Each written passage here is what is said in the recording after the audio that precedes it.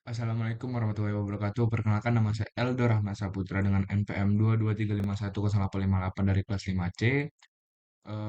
Kali ini saya akan memperhatikan atau menyimak materi yang telah dikirim oleh dosen saya pada arahan minggu ke-5.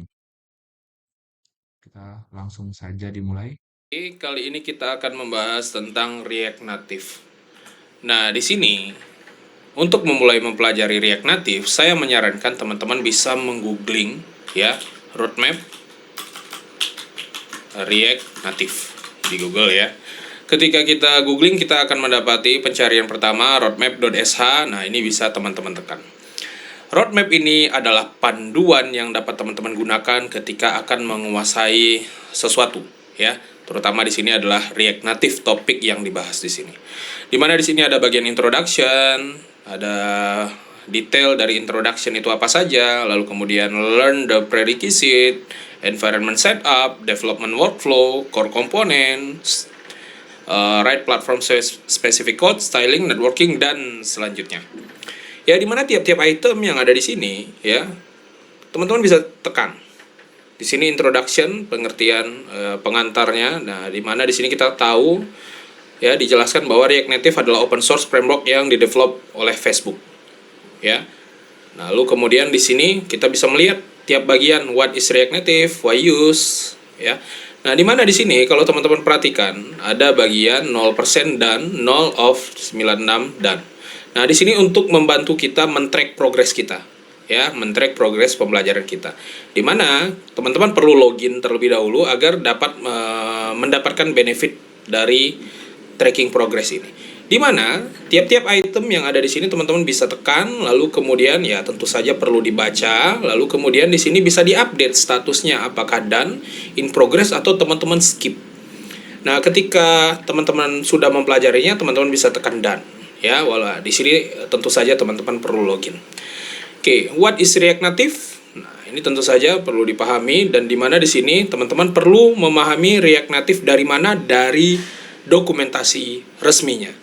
Ya, di dokumentasi resminya ini ya, React Native halaman depannya kurang lebih seperti ini. Untuk saat ini kita dapat membuat project React Native Learn Once, Read Anywhere, ya. Tidak hanya untuk mobile saja, bisa juga untuk web, desktop maksud saya. Desktop di sini bisa desktop Mac OS dan juga Windows, Android, iOS, ya. Nah, di sini ada Chrome.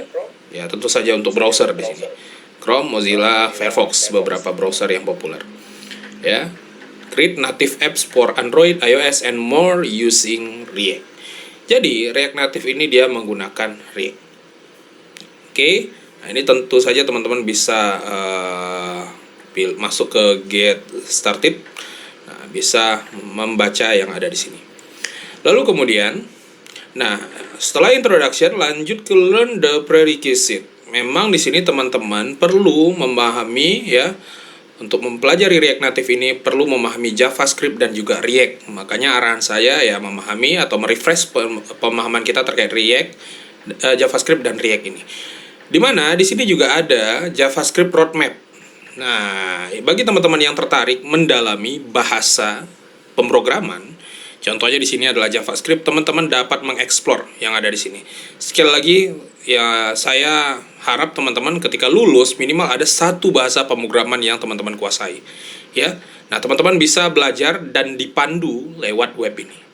Misalkan di sini introduction to JavaScript, terkait variabel, data type, typecasting, data structure, equality comparison, loops, dan lain-lain. Ya. Nah, ini sebenarnya tidak hanya JavaScript ya. Teman-teman bisa klik bagian ini ya atau bagian home ini, teman-teman bisa melihat roadmap berdasarkan role base. Nah, ini role base pekerjaan ya. Ada front end, back end, DevOps, full stack dan lain-lain dan juga berdasarkan skill base. Skill base di sini ada React ya. Ya, kemudian ada Vue, ada JavaScript juga. Nah, kalau teman-teman ingin mempelajari Python juga bisa, silahkan. SQL ada di sini. Misalkan Python. Nah, di sini adalah roadmap yang sangat baik sekali. Sekali lagi, saya menyarankan menggunakan fitur tracking ini, track progress ini. Oke. Nah, kita kembali ke React Native tadi. Nah, kalau misalkan dirasa terlalu banyak, teman-teman agak bingung mencari React Native di mana, tinggal di googling seperti tadi, atau di sini bisa ditulis React Native, ya, bisa ditulis React Native. Tadi udah ketemu ya di sini. Oke, kembali ke React Native. Nah, di sini yang perlu saya tekankan adalah bagian environment setup. Bahwa ketika kita akan mulai coding, kita perlu mempersiapkan ya environment kita, men-setup environment kita. Di mana di sini ada Expo, kita dapat membuat dengan Expo dan juga dengan React Native CLI.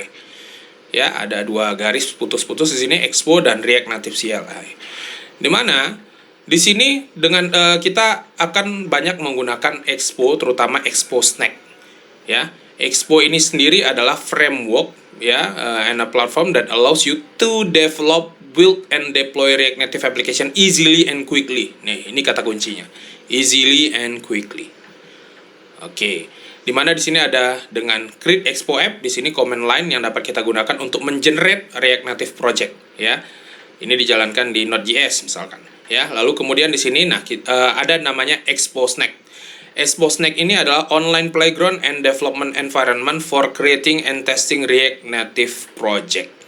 Ya, jadi dengan Snack ini kita bisa dengan mudah membuat project atau belajar ya React Native di sini. Di mana kita bisa lihat Expo Snack website di bagian ini.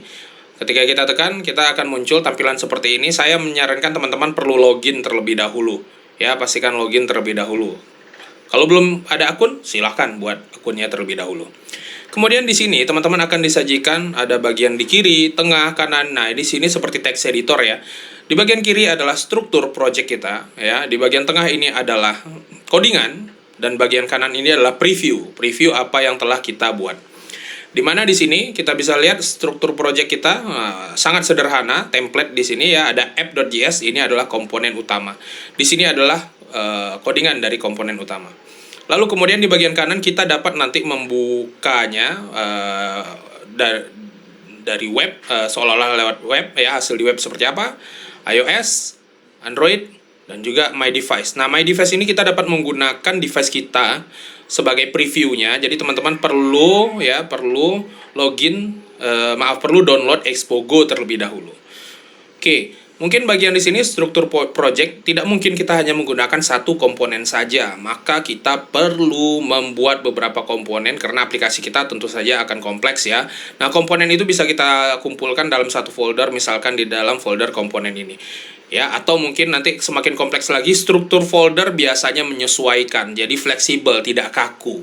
Ya, di sini komponen ada asset example misalkan, nah tampilannya seperti ini. Sekali lagi di sini menggunakan JSX ya, dia mereturn JSX yang ditampilkan di React Native seperti ini, ada komponen view, text, image, dan lain-lain. Lalu kemudian untuk bagian stylingnya ada di sini. Ini seperti styling seperti CSS ya, walaupun ini bukan CSS.